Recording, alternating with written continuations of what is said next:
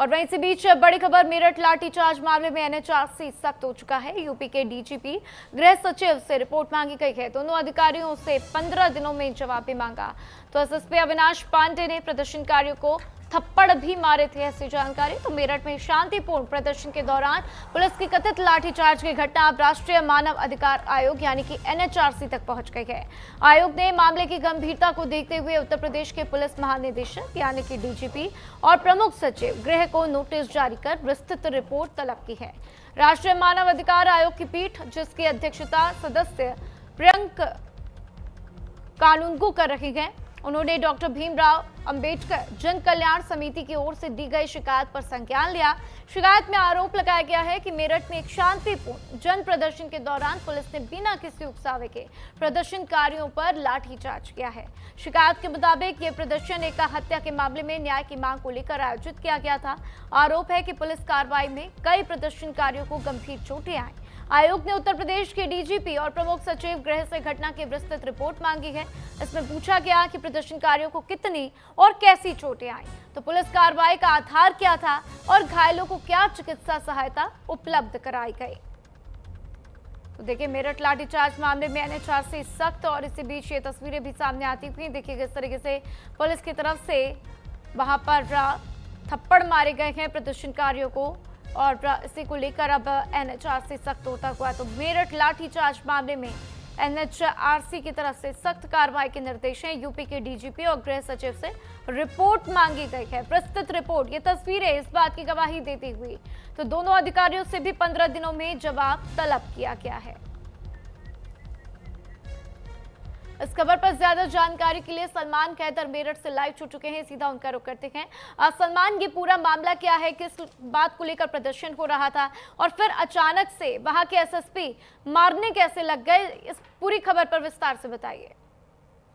जी बिल्कुल, मैं आपको बता दूं, यह मामला जो है टीपी नगर थाना क्षेत्र का। यहाँ पर एक दलित युवती की हत्या कर दी जाती है और बेरहमी के साथ उसकी हत्या की जाती है। मैं बता दूं आपको कि रोहटा थाना क्षेत्र में उसकी एक जो गन्ने का खेत है उसके अंदर उसका शव मिलता है, नग्न अवस्था में उसका शव मिलता है। उसके बाद परिजन पहले से ही कई बार थाने में जाकर शिकायत दर्ज कर चुके थे कि हमारी बेटी लापता है। दलित परिवार है लेकिन बेटी का कोई पता नहीं लग पा रहा था। लेकिन टीपी नगर पुलिस जो है वह लीपापोती कर रही थी और लगातार जो परिजन है उनको बेवकूफ बना रही थी। आते जैसे ही परिजनों को पता लगा कि उनकी बेटी की शव मिला है तो उन्होंने तत्काल ही पुलिस को सूचना दी। पुलिस मौके पर पहुंची। उससे आपको बता दो कि पुलिस से पहले ही परिजन पहुंच चुके थे, क्योंकि परिजनों को किसी ने ग्रामीण ने फोन कर दिया था। उसके बाद लगातार ये मामला बनता रहा कि परिजन मांग करते रहे कि जो आरोपी हैं, दोषी हैं, उनके खिलाफ सख्त से सख्त कार्रवाई की जाए।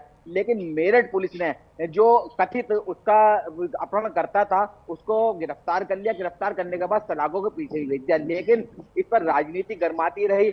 लगातार मेरठ पुलिस पर सवालिया निशान खड़े होते रहे, क्योंकि परिजनों का कहना यह था कि जो युवती है उसकी हत्या में जो है जो आरोपी है उसका भाई और उसके जो माँ है वह भी शामिल है। लेकिन पुलिस ने केवल हत्या आरोपी उसके कथित बता रहे हैं कि जो पुलिस का कहना है कि उसका प्रेमी था उसको आरोपी बनाया, लेकिन उसके माँ को और भाई को आरोपी नहीं बनाया। इसको लेकर लगातार परिजन एसएसपी ऑफिस पर आते रहे, आला अधिकारियों से मिलते रहे, वो कहते रहे कि इनके खिलाफ कार्रवाई करें। लेकिन मेरठ पुलिस ने कोई कार्रवाई नहीं की, जिसको लेकर अभी 2 या 3 परसों की बात है कि यहाँ पर एक धरना प्रदर्शन हो रहा था। दलित समाज के लोग जो आसपास के जिले से भी पहुंचे और उन्होंने यहाँ पर एक पंचायत की।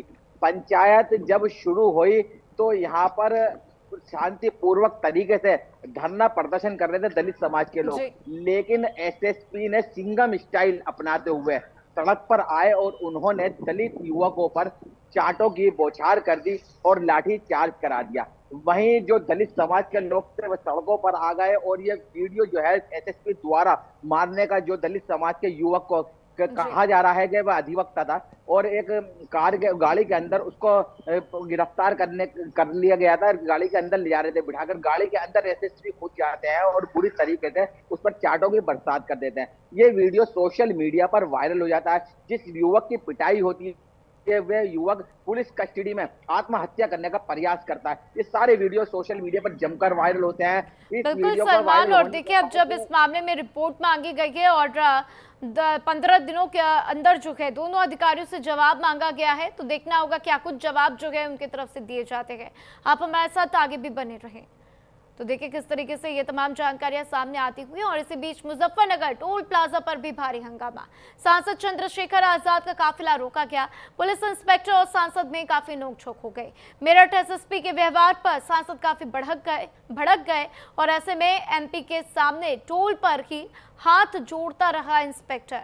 तो गाली नहीं दी, हाथ जोड़ रहा हूं, ये बात इंस्पेक्टर की तरफ से कही गई है। तो देखिए मुजफ्फरनगर के टोल प्लाजा पर उस वक्त हंगामा खड़ा हो गया जब आजाद समाज पार्टी के सांसद चंद्रशेखर आजाद के काफिलों को रोक लिया गया। काफिला रोके जाने के बाद सांसद और पुलिस अधिकारियों के बीच में काफी नोकझोंक की स्थिति बन गई। मौके पर मौजूद पुलिस इंस्पेक्टर और सांसद के बीच में तीखी बहस हुई। सांसद चंद्रशेखर आजाद ने पुलिस की कार्रवाई पर नाराजगी जताई और मेरठ एसएसपी के व्यवहार पर भी सवाल उठाए। तो घटना के बाद टोल प्लाजा पर कुछ देर के लिए माहौल काफी तनावपूर्ण हो गया। हालांकि पुलिस ने मौके पर स्थिति को संभाल लिया और अब पूरे मामले को लेकर सियासत भी काफी तेज हो गई है। कौन मना कर रहा है कि आप इसमें स्टडी है?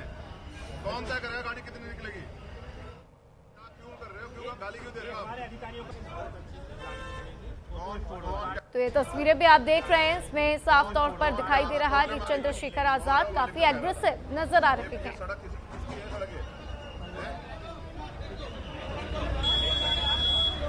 कौन कह रहा था? सड़क तय करोगे आप? मालिक हो गया आप? कर्मचारी हो आप? मैं इंस्पेक्टर हूँ, इंस्पेक्टर ही रहूंगा। हाँ। मैंने आपको बता दी क्या? मैं देखिए मैं हाथ जोड़ के बताऊँ इंस्पेक्टर हूँ और इंस्पेक्टर ही रहूंगा। कौन मना कर रहा है कि आप इसमें स्टडी है?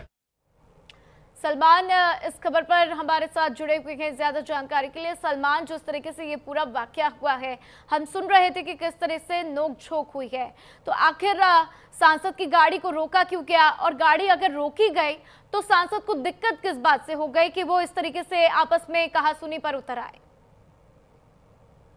जी बिल्कुल, मैं आपको बता दूं, जिस तरीके से सांसद चंद्रशेखर आजाद का मेरठ आने का दौरा था, आज उन्होंने साफ साफ कह दिया था कि मेरठ पर आऊंगा और पीड़ित परिवार से मिलूंगा। लेकिन मेरठ पुलिस नहीं चाहती है कि किसी भी प्रकार से यहाँ पर कोई दलित राजनीति हो या जातिवाद की राजनीति हो।